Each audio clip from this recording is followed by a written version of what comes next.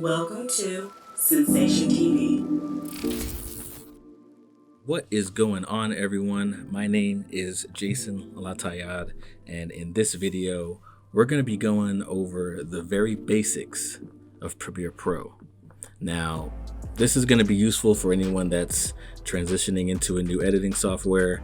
Maybe you've tried it before, maybe you just got confused or frustrated maybe with how the layouts were. I'm going to go over the basic layouts, how to get started in a Premiere Pro project, import some footage. We'll work on a couple tools to help you cut through some footage, get your feet wet going with that, and then we'll go ahead and export, show you how to create a movie, and then we'll wrap it on up. So if you're new here, if you have tackled some of it before, hopefully this helps you feel a little bit more confident and comfortable in the software. So let's go ahead and get started.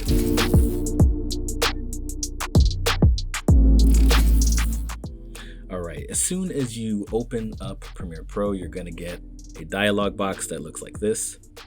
We're going to go ahead and select a new project. You'll get a new project dialog box that looks like this. We're going to go first and we're going to name this. I'm going to call this Premiere or PR Basics. Once we do that, we're going to go down to location and we're going to browse. And basically what this is going to do is we're going to tell this, we're going to tell Premiere where we want to save our project at. So find a spot, a space where you will house your Premiere projects, find a place that you want to save your project, and then choose that folder. Once you do that, go to the scratch disks and make sure that all these tabs say same as project next to them. This is going to ensure that when you're creating audio files, when you're creating when you're saving your project, all these things are going to accumulate and save in the same folder that you created your project in. So you're not hunting for files and stressing yourself out while you're working on your video project. So once we've made sure that our scratch disks are all saved to the same spot, just hit OK.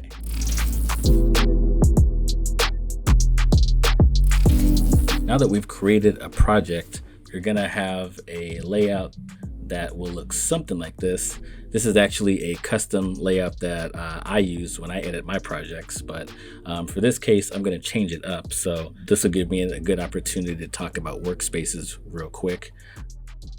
If you want to customize your layout or choose from a preset number of layouts that Premiere has for you, just go up to Window here and Workspaces, and you'll get a list of workspaces that you can choose from. In this tutorial, we're going to be using the editing preset. So go ahead and click that, and you should have a layout that looks similar to this. Now with workspaces, like I said, they are customizable. So the layouts are all panel based. So you can click on a specific panel and each of them have different properties and aspects that you use them for. The timeline is going to be where we load up our footage, and that's where we primarily do all of the work. The project panel is going to be where we house all of our files and assets, and so on and so forth. So, if you need to do any customizing, if you need to remove some tabs, if you wanted to move one of these tabs around, we'll just say for the sake of argument, the media browser. If you wanted to move that around, you could just hold click on that, move it around. And wherever you see a purple space, that's basically where you can dock a specific panel for it to live in the workspace. So if I wanted to do something like this, where that purple line lies, that's where that's going to dock. Any changes that you make to the workspace, once you are satisfied with that look, you can go back into Window and Workspaces, and then you can go and you can save as a new workspace, or you can save changes to this new workspace. If you're saving for a new workspace, just click on that and it'll ask you to name it. As soon as you name it, we'll just call this Edit. We called it Edit. And now every time we load up a project from now on, it'll load up in that workspace, and you can find it here in Window, Workspaces, and Edit.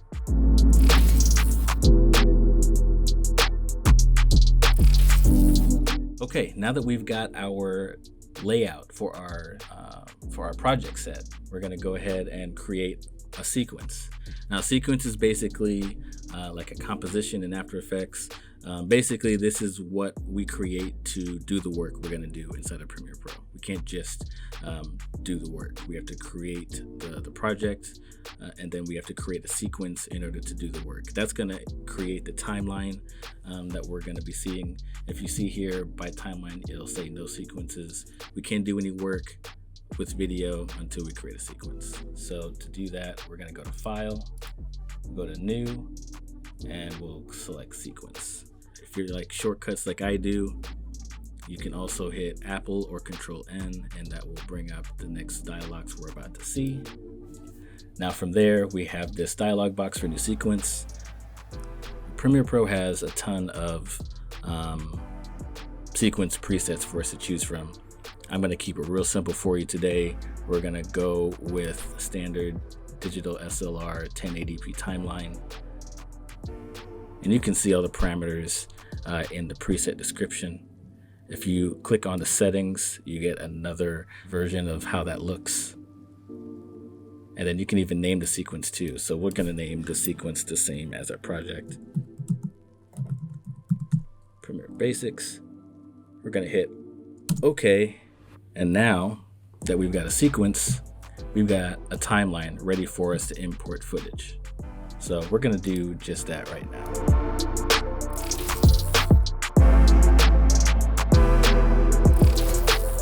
One of the great things about Premiere Pro is that there's many ways to do the same function.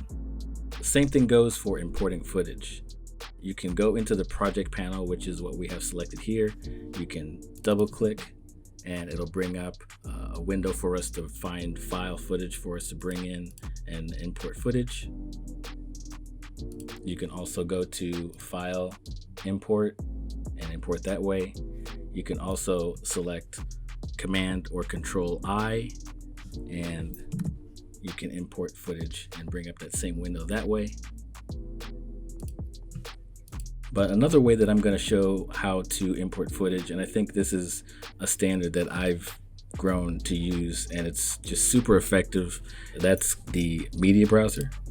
If you don't happen to have media browser available in any of your tabs here, you can find it inside of Window and Media Browser. If it's not checked, then you can click on Media Browser there and you can dock that browser anywhere in your workspace and continue following along.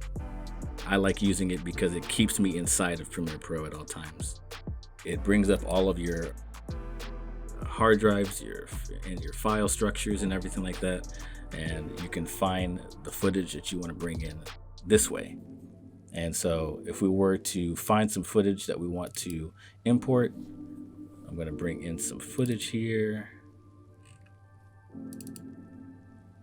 And when I find some footage here, I'll select all of them and I'll just right click and import. And boom, it brings everything into the project panel. And now that I have all these files in here, I'm gonna do some organization real quick.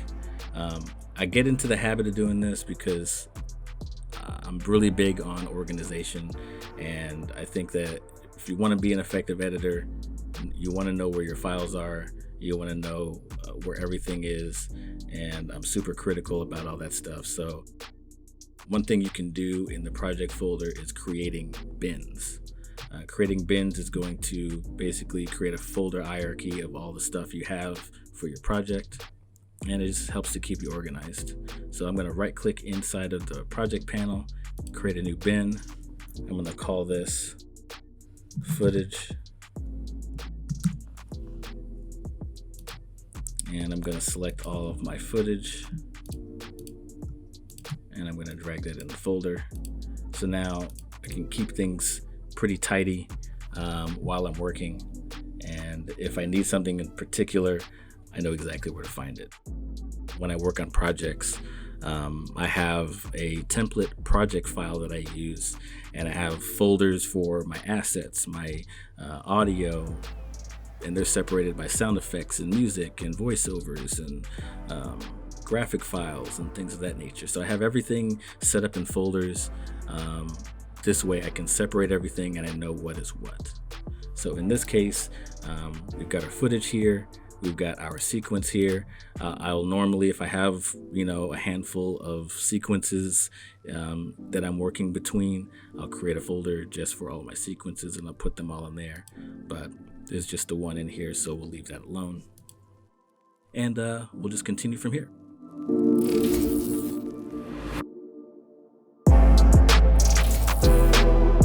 So like I said, we're gonna load some footage up. I'm gonna select all these clips and I'm going to bring them over to the timeline. You can do these a couple of different ways. You can just literally click and drag them over to the timeline and you'll load them up just like that. And they will be imported in the order that you selected them. So from there, you can start running through the footage and you can scrub along and see what you're thinking about doing with some of this. And real quick on the timeline, now that we're working in the timeline, you can see that the timeline is divided by video layers and audio layers. You can determine how many video layers and audio layers that you want in your timeline at one time. You can customize that depending on your needs. You can reorganize some of this footage real quick, and you can just click and you can move things around. We're using right now the selection tool, which is the standard tool used to move things around, select clips, things of that nature. You can only do that with the selection tool. So the default tool for selection is V. You can see that it also is selected here. Let's start off with the airport shot, maybe. So I'm going to slide some of this over a little bit, pull this out. We'll do just a real basic edit here. Start off with the wide shot of the airport. I'll make this 3 seconds long. So as you're moving your playhead here, which is the line here that I'm moving right now, you can see the time is moving ahead. So we're going to make this a 3-second clip. Make this adjustment here so it only lasts 3 seconds long. Next shot that I want to use is people walking at the airport.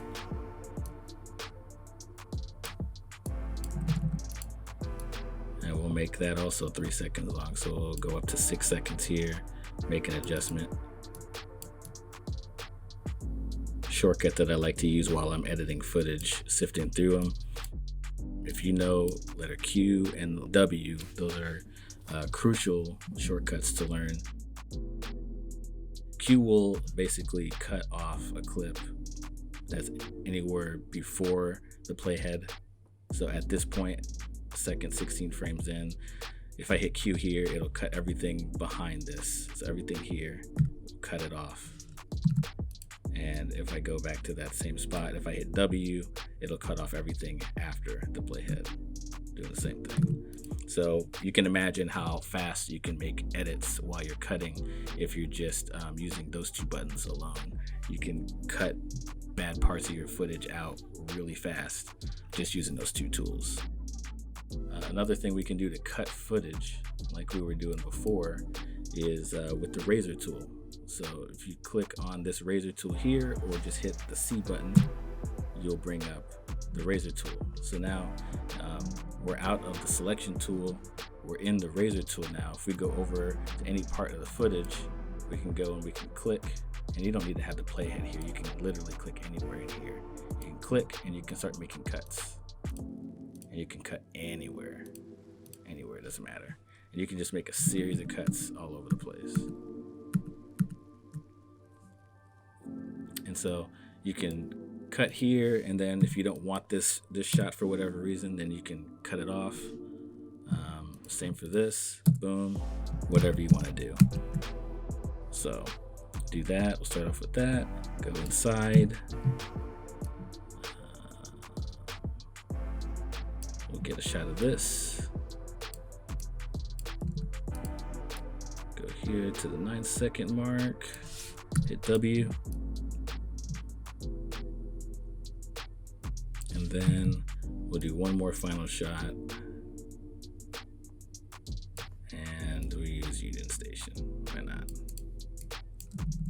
All right, so we got time-lapse shot of Union Station. Okay, one more shot. Pull that in. And we'll go to the 15-second mark. Hit W again. We'll get rid of these. All right. So now we've got a sequence here. A wide shot of the airport. People walking inside. We'll see the flight screens. We got a nice time lapse of the Union Station, and then a drone shot panning out.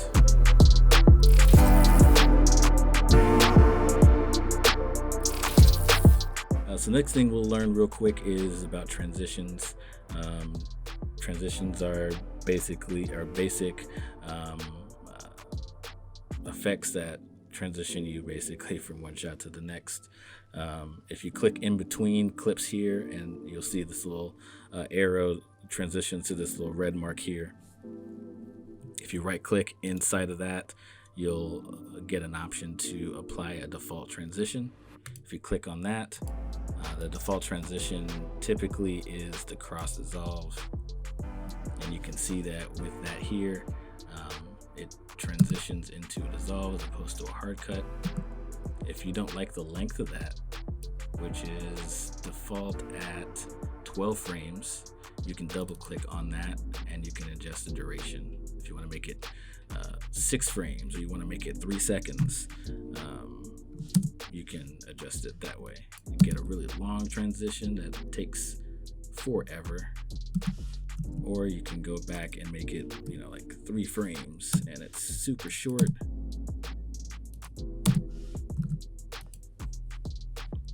And you can also adjust the default transition in your project as well. So if you go to effects here, and if we pull down our video transitions and go to dissolve, you'll see a list of the dissolves inside of Premiere Pro. Now you'll see that for the cross dissolve, the transition is highlighted in blue, and that means that is our standard initial transition. That is our default transition, basically. So if we want to change that, if we want to say we want a dipped black as our main transition, we can right click on that, set selected as a default transition, and then it will turn blue.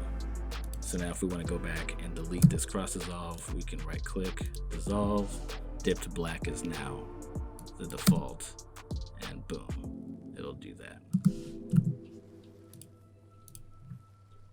I'll go back and change this back to cross dissolve. And now that we're done with that, maybe you want to add some music real quick.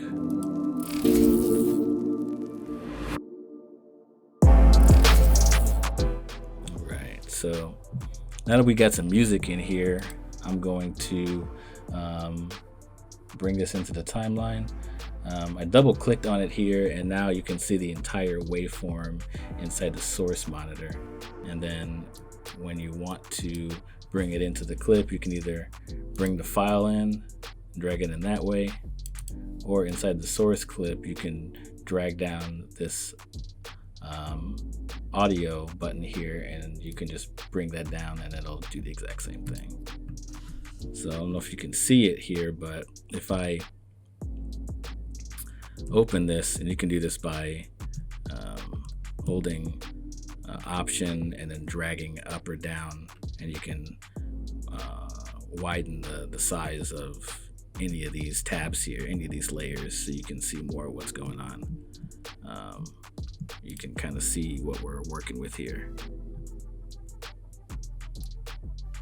But you can see this is scrubbing through that this is going to be pretty loud. So I'm going to make some adjustments on how loud the audio is going to be.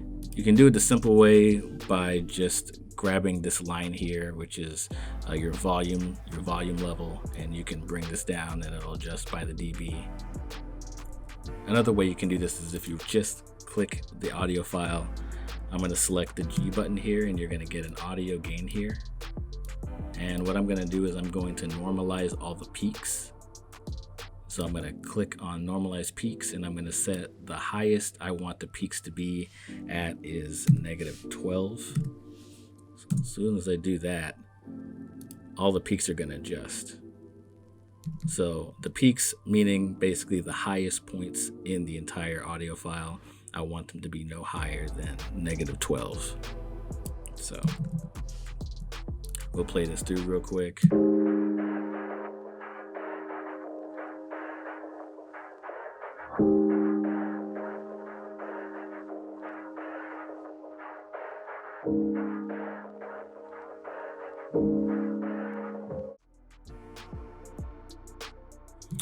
All right, so that's some of the basics of working with audio. You can also do you can also add transitions to the end of that as well. So I'm gonna go and cut this off here at the end.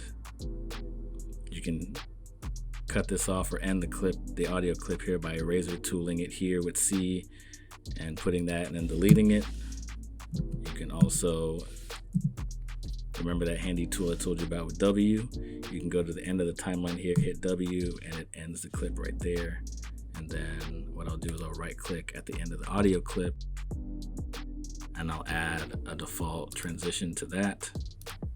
And I might make this a little bit longer just to give it a 2-second dissolve here, just so that it feels a little bit better.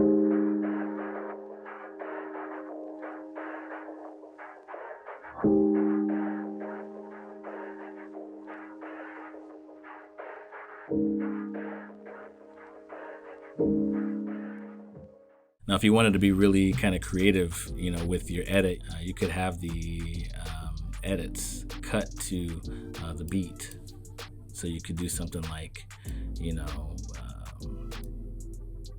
can see where the peaks are at in the audio. So you could have it come out to here, adjust, do the same for this, bring this out so it hits right about when it needs to, bring this out.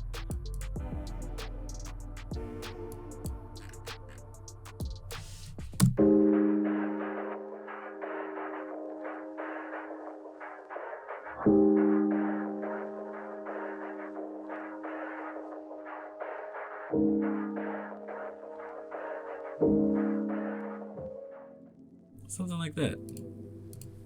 You can do something really simple. The great thing with editing is that there's really no right or wrong way. You gotta go with how you feel. If you got some music, the music can really give you a flavor of to your footage and kind of give you some momentum on how you tell that story. So, and I think this kind of goes pretty good considering what we're working with.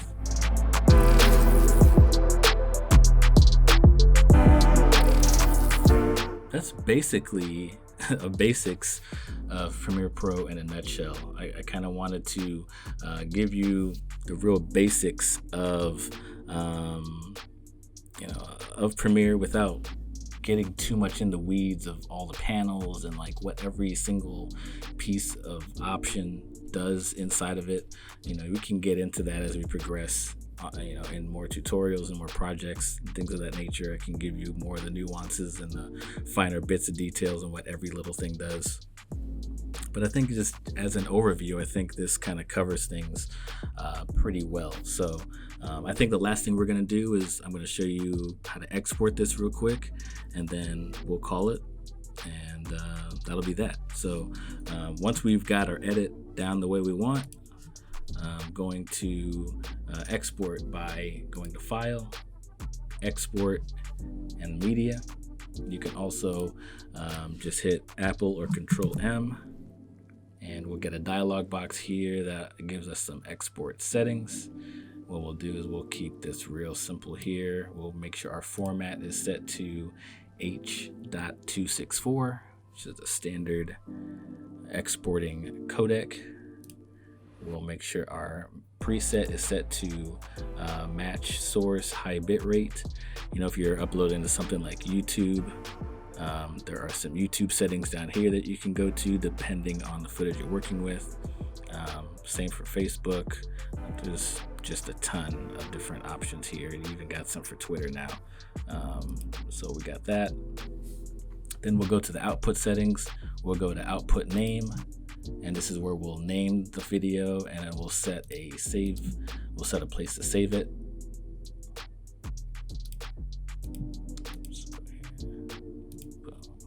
Boom. We'll make sure that we want to make sure we're exporting both audio and video here. If we look here, this is giving us information about the summary. So we see the output, it's outputting at the location we want, at the 1920 by 1080 preset we have at the 23.976 frame rate. Continuing on down to the basic video section settings, we got the standard width of the sequence, everything that I was just mentioning, and then keep scrolling down. Actually, go back here to render at bit depth. Render at bit depth basically improves the quality of the video, but it makes the encoding last longer. So use this at your discretion depending on the project you're working on if this is necessary. For this, I'm not going to worry about it. Continuing back down to the bit rate.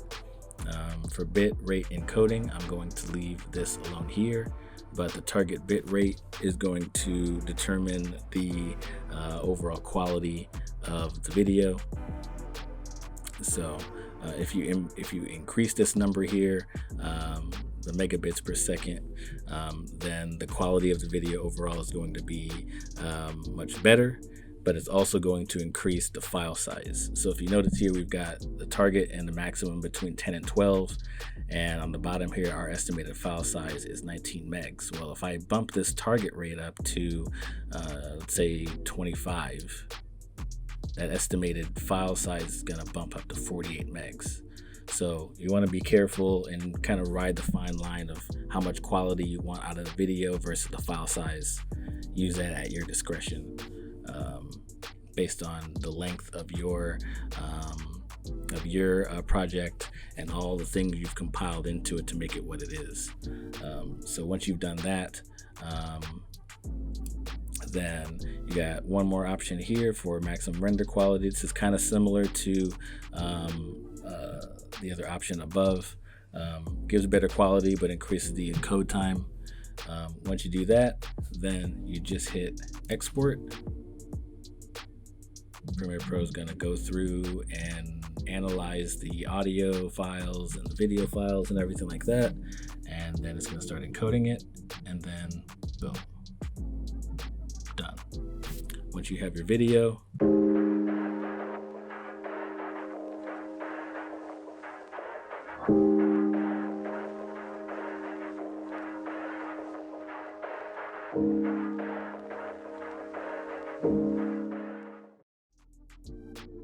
and that is going to be it. Alright everyone, I hope you got something out of this video. I wanted to go over just the bare basics of the software, primarily because there's so much to the software that I didn't want to overwhelm you guys. I'll be going over them in more detail in future videos, but in the meantime, if you have any questions, comments, concerns, go ahead and leave those in the comments below. In the meantime, thank you so much for watching, and I'll see you all in the next video.